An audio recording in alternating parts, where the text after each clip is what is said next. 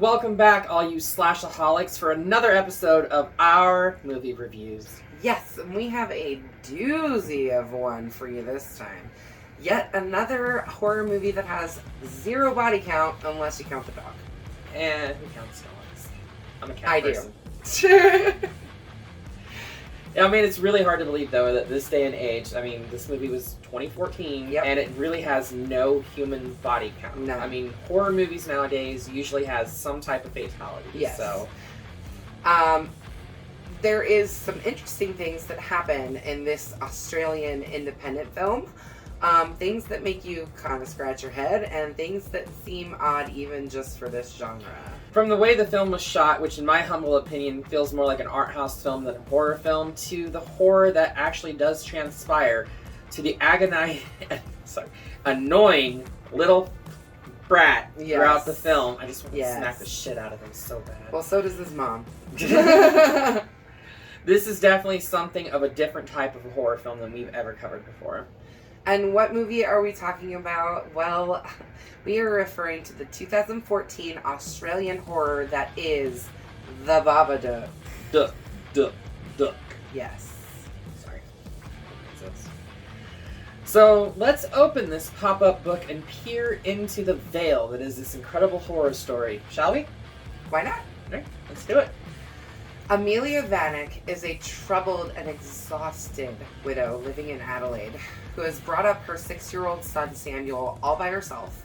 Her late husband, Oscar, was killed in the car accident while taking her to the hospital while she was in labor to have Samuel. Which, that was the opening sequence. We saw her sitting in the passenger side, which threw me for a loop because we Americans drive on the right side of the car, and that's where she was sitting. Right, it does make it look like she's driving the car at right first. And when you're not in the perspective of being an Australian.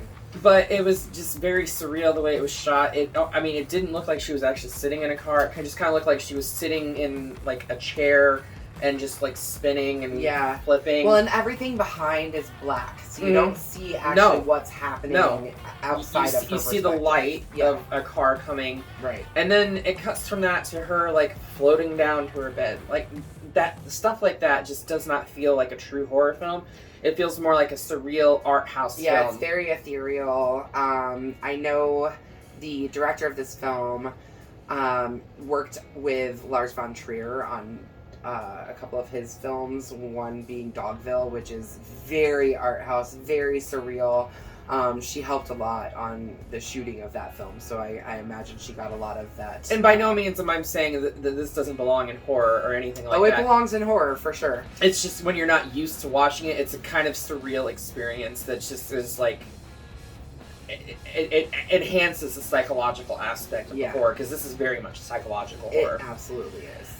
Sam, her son, begins displaying erratic behavior. He becomes an insomniac and is preoccupied with an imaginary monster which he has built weapons to fight. I gotta admit, those weapons were kind of kick-ass. Oh my gosh, yes they are. Like his dart gun and his little ball shooter thing from his back. This kid is 6 years old and he is engineering better shit than some of the engineers that I know in real life. Yes. True. Amelia is forced to pick him up from school when he takes the said dart gun to school as a weapon so he can defend himself there. One night, he wakes up in the middle of the night, and of course this seems to be something, from what we can tell, a repetitive thing that he wakes up. Because they do. The cupboard opening underneath the bed, him holding on for dear life. Yep, just looking for monsters. So one night, she lets Samuel pick the book that they're going to read, and he pulls out a storybook called Mr. Babadook. It describes the titular monster, the Babadook, a tall, pale-faced humanoid in a top hat with long, taloned fingers, and it torments its victims after they become aware of its existence. So, yeah, you and your top hat over there. The pork pie, but it's close. Amelia is completely disturbed by the book and really wants to stop reading it, while Sam becomes convinced that the Babadook is real.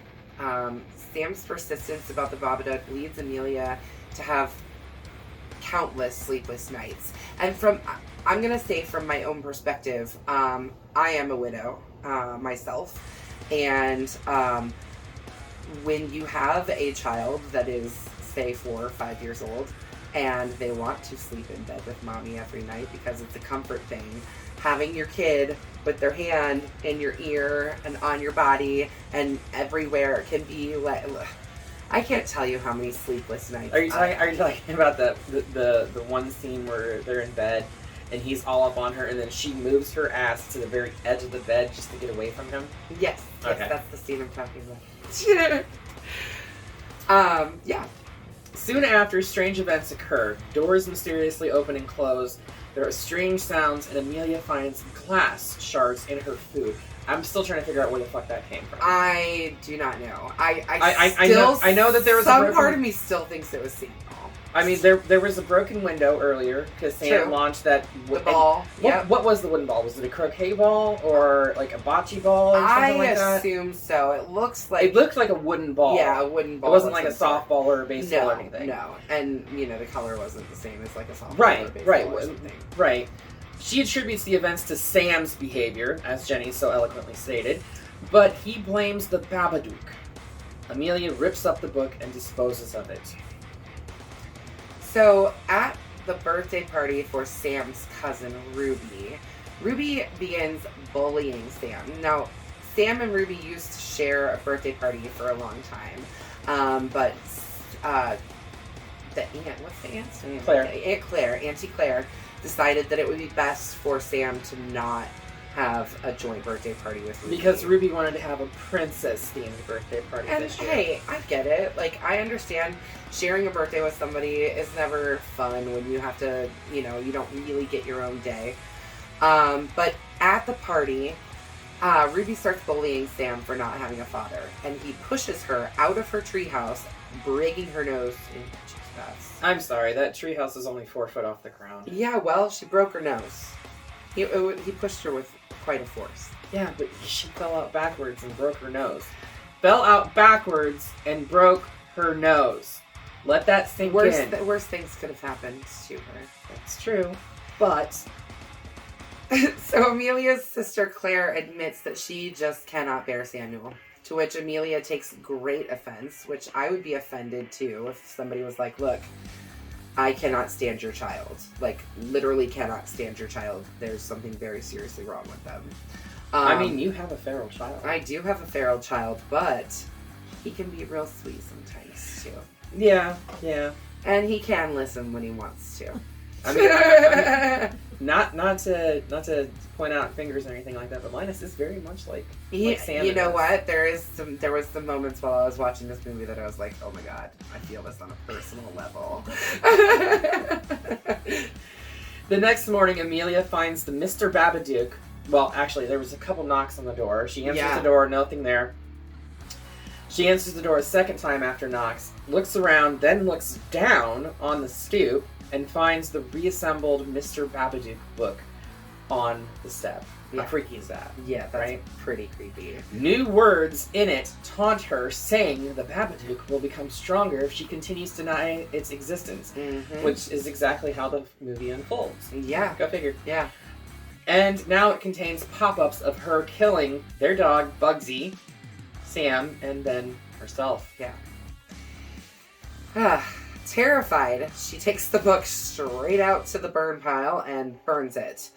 But then runs to the police station after a disturbing phone call where she actually hears the Babadook on the other line with the shrieking and the whew, that's scary. She has no proof of the stalking though, so she goes to the police and basically makes herself look like she's a crazy person.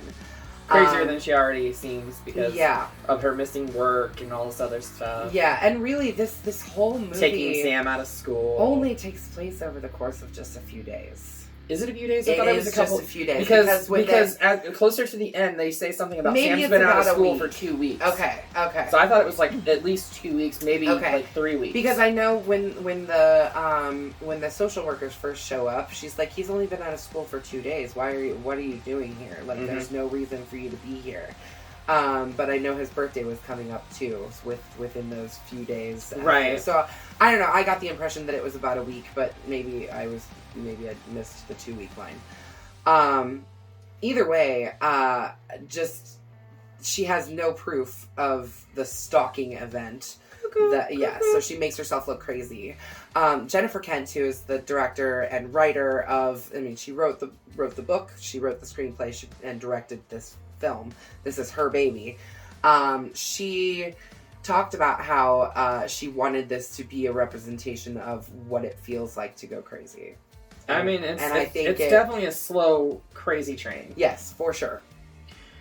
That night, as she tries to fall asleep, she sees the Babadook open her bedroom door and crawl up on the ceiling. And the stopping motion with the Babadook is very reminiscent of early 2000s horror. Mm-hmm. But it has this it's all practical effects, mm-hmm. and it's practical effects and stop motion, kind of a mixture of both. Right. And I love that it has that very jarring, right. It fast. It reminded me specifically of the remake of House on Haunted Hill. Yeah. With the whole shaking the heads and then just stopping suddenly, and then moving very creepily, and then stopping suddenly. Things moving really, really fast. Right. With shrieking noises. Right. It reminded me of that era of horror, which I label as the early 2000s, late 90s, sure. Early 2000s. They did a lot of horror that way. Yeah, for sure.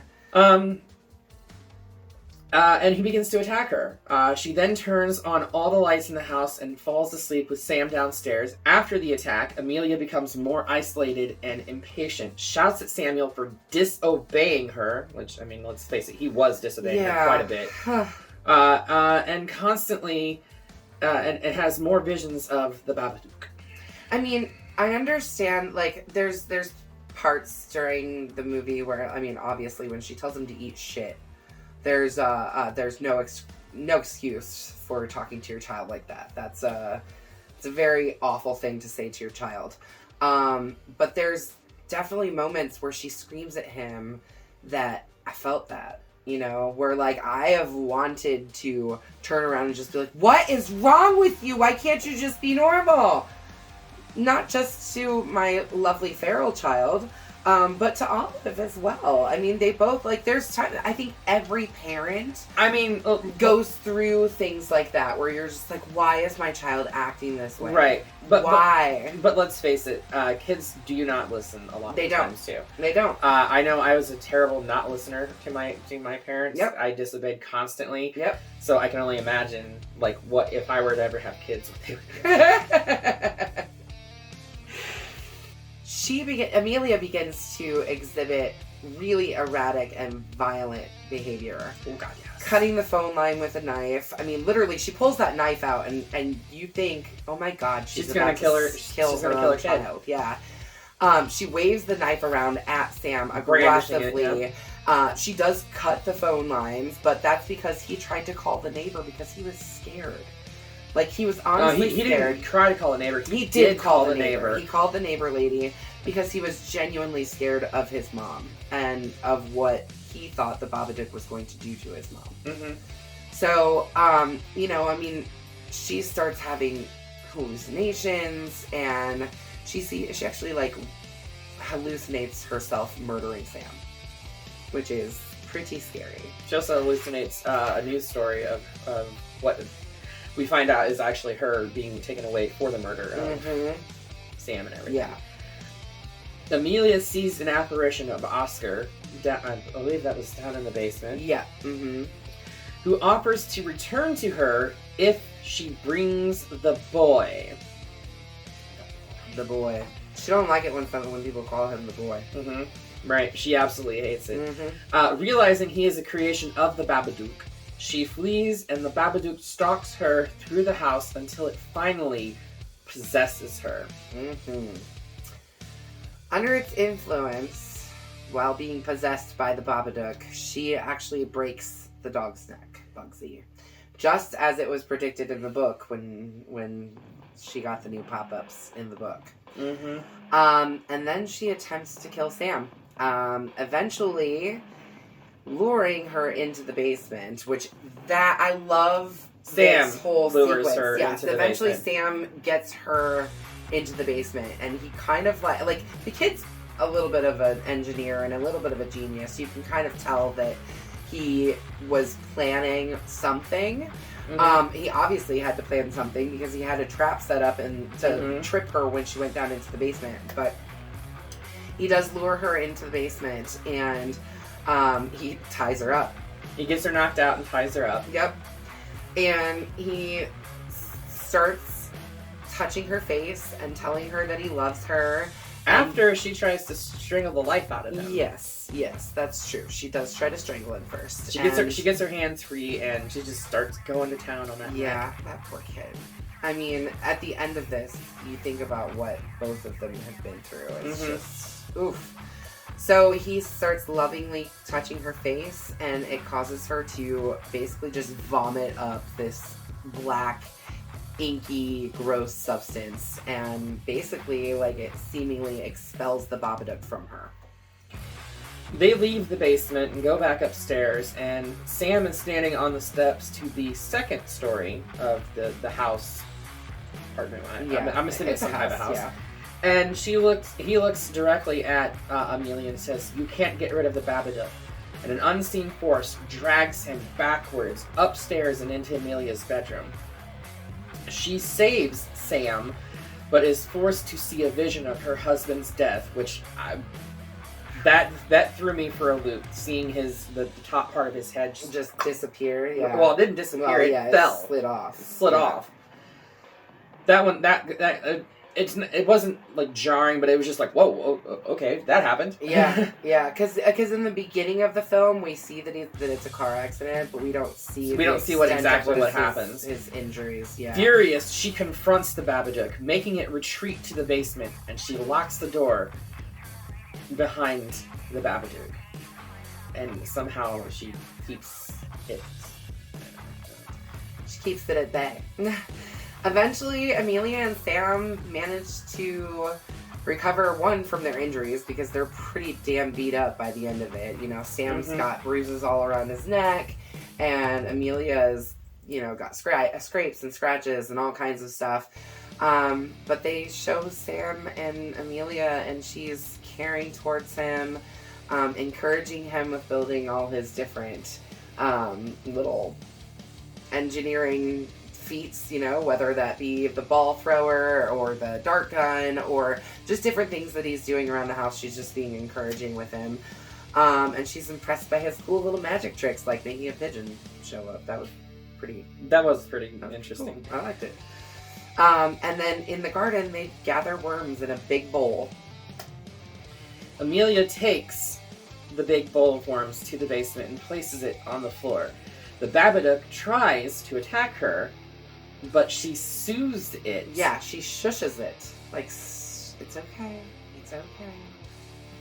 Which is a very strange turn of events, I think. Yeah, it threw me for a loop. I'm like, what the fuck am I watching? Right. But it retreats into the corner, taking the bowl of worms with it. Actually, it's an unseen force that drags the bowl of worms back. Yeah. But where years seem to lead to think that the Babadook is living off the worms. And she returns to the yard and to celebrate Sam's birthday, and just leaves the monster in the basement.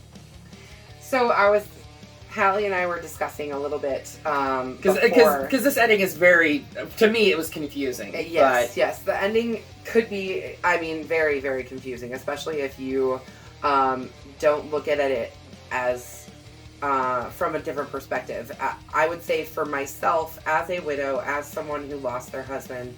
My husband died 6 years ago of cancer, and my daughter was 3 years old. It wasn't like she was.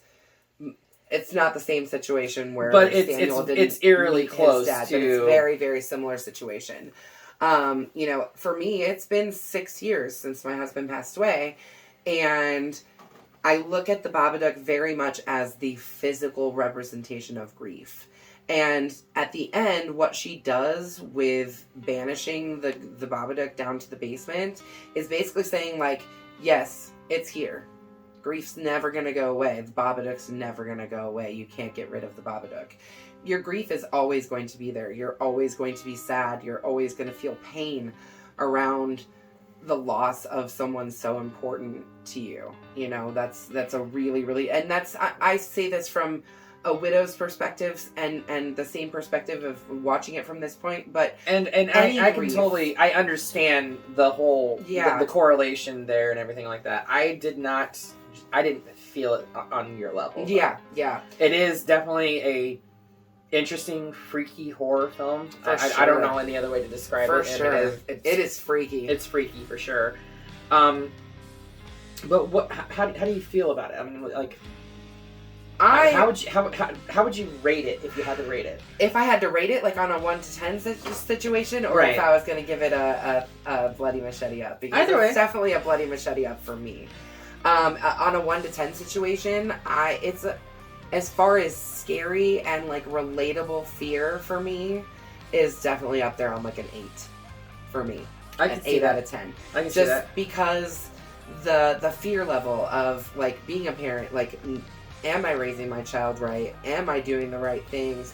Am I doing the things that my child, who's clearly needs special attention, needs? That's, I mean, that it's the fear of parenting, the fear of doing the wrong things, and on top of it, it's the grief situation. And I feel like this movie is such a really great representation of what it feels like to be in the throes of grief.